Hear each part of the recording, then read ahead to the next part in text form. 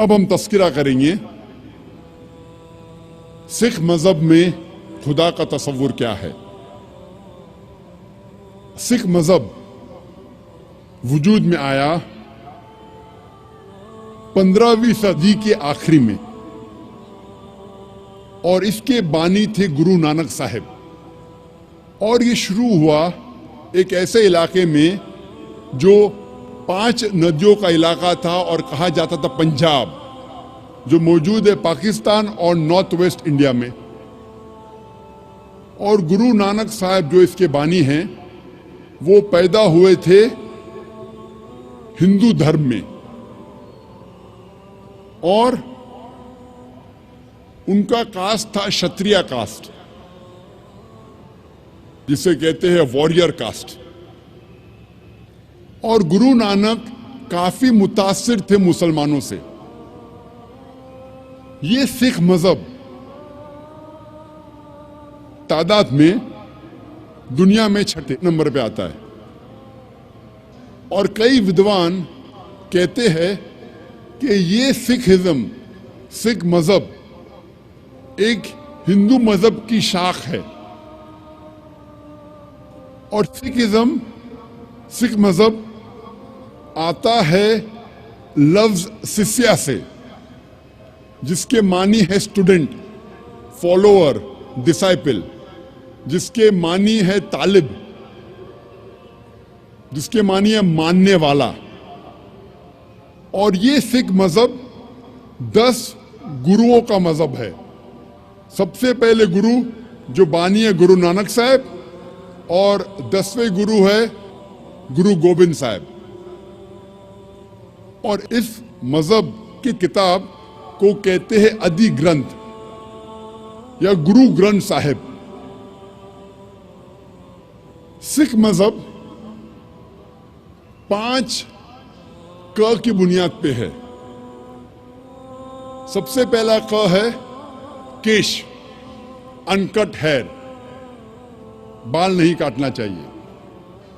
दूसरा क है कंगा यानी कंगी, जिससे बाल साफ किया जा सकता है। तीसरा क है कड़ा, मेटल ब्रेसलेट, मेटल का कड़ा। चौथा का है किरपान, डैगर, चाकू, जो अपनी हिफाजत की रखना चाहिए। और 5वां क है कचा, जिसे कहते लॉन्ग अंडरड्रॉ। ये 5 क हर सिख को इसका पालन करना चाहिए। और अगर आप कोई सिख से पूछेंगे कि आपके मजहब में खुदा का तस्वुर क्या है, तो सबसे बेहतरीन जवाब अगर कोई सिख दे सकेगा वो है उसकी मजहब की किताब गुरु ग्रंथ साहिब के पहले वॉल्यूम, पहला अध्याय, पहला मंत्र, जिसे कहते हैं Japu ji, first volume of Guru Granth Sahib, first chapter, first verse called as Japu ji, जिसमें लिखा है कि खुदा एक है और उसे कहा जाता है सच्चा, महान, जो कभी भी नहीं घबराता और उसे कोई चाहत नहीं।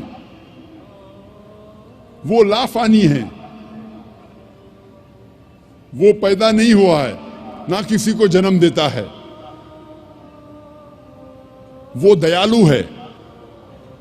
सिख मजहब में बुत परस्ती हराम है। सिख एक ही खुदा को मानते हैं, एक ही ईश्वर को मानते हैं, जिसे अनमैनिफेस्ट फॉर्म में कहा जाता है एक ओमकारा और मैनिफेस्ट फॉर्म में कहा जाता है ओमकारा। और जब आप गुरु ग्रंथ साहिब पढ़ते हैं, ओमकारा के कई सिफात है। इस ईश्वर को कहा जाता है अकल, माने इटर्नल, मानी लाफानी। उसे कहा जाता है करतार, मतलब क्रिएटर, मतलब खालिक। उसे कहा जाता है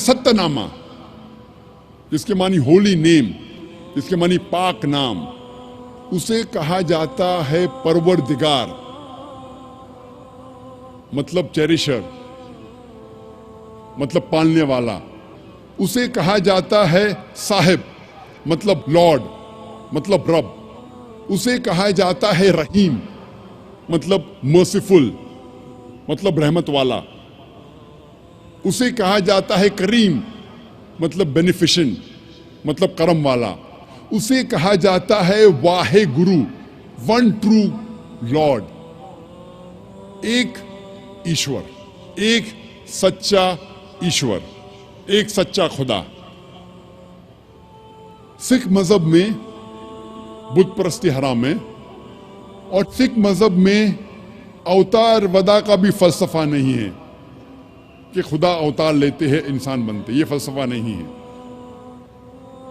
और गुरु नानक साहब वो काफी मुतासिर थे संत कबीर से, इसीलिए गुरु ग्रंथ साहिब में कई संत कबीर के दोहे हैं।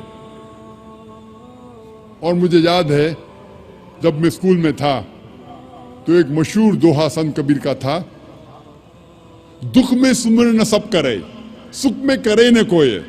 जो सुख में सुमर न करे तो दुख काय होए। इसके मानी कि दुख में ईश्वर खुदा की इबादत सब लोग करते हैं, लेकिन सुख में ईश्वर और खुदा की इबादत नहीं करते। जो इंसान सुख में ईश्वर और खुदा की इबादत करता है उसको दुख कभी भी नहीं होगा। यही लिखा है कुरान मजीद में,